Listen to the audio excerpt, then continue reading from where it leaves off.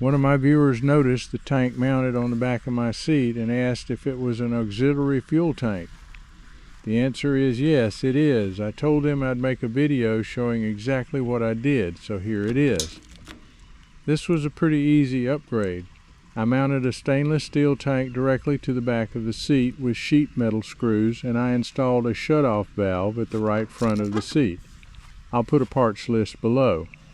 This modification solved two problems for me. First, I wanted more fuel capacity. Second, the original onboard tank was inconvenient to fill because of the way it was designed. With this setup, I don't have to fool with the internal fuel tank anymore. To add the brass hose barb to the internal tank, I removed the fuel level sensor and used a rag to catch any metal shavings while drilling and tapping the tank. I decided not to use the overflow tube on the internal tank because I didn't want to affect the tank venting. The fuel transfer is slow since it's just gravity feed through a small fuel line, but it works fine.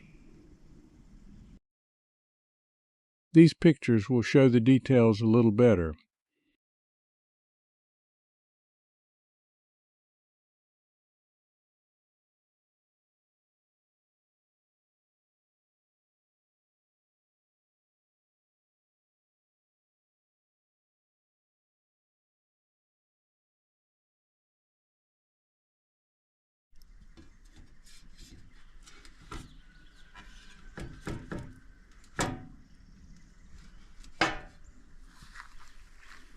You may also notice a few other modifications I've made, including a tachometer, voltmeter, digital temperature, and oil pressure readout. And yes, I do prefer gauges over idiot lights.